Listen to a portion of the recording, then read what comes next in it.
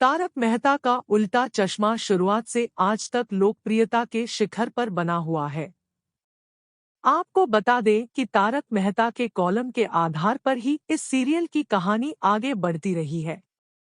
अब चाहे आईपीएल का सीजन आ जाए या फिर बिग बी का कोई बड़ा शो, तारक मेहता का उल्टा चश्मा दर्शकों के बीच अपनी पकड़ बनाए रखने में कामयाब हुआ है।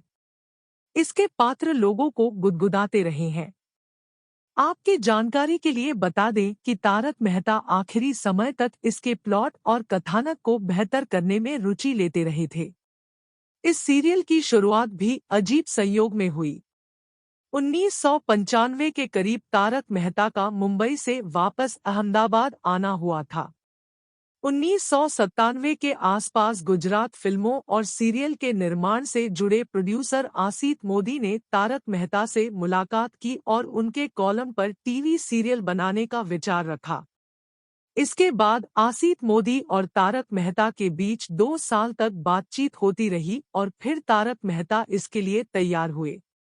दरअसल मेहता के मन में दुविधा ये भी थी कि उनके एक खास मित्र महेश भाई वकील, जो सूरत में रहते थे, उन्होंने भी तारक मेहता के कॉलम को आधार बनाकर एक सीरियल की योजना पर काम कर रहे थे और 1-2 एपिसोड तैयार भी कर लिए थे।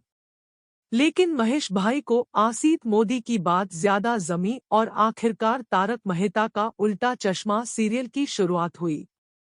इस सीरियल का नाम तारक मेहता का उल्टा चश्मा इसलिए पड़ा क्योंकि तारक मेहता देश और समाज में होने वाली तमाम घटनाओं को अनूठे अंदाज में देखते थे।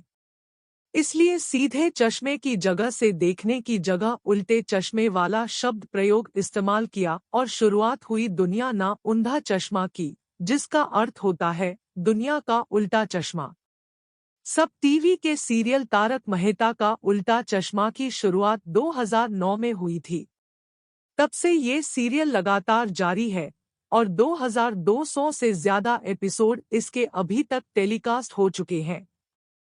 इस सीरियल के पात्र, चाहे वो जेठालाल हो, दया हो, टप्पू हो या फिर उसके दादा चंपक लाल हो या फिर पत्रकार पोपटलाल, सबकी जुबान पर चढ़ गए हैं।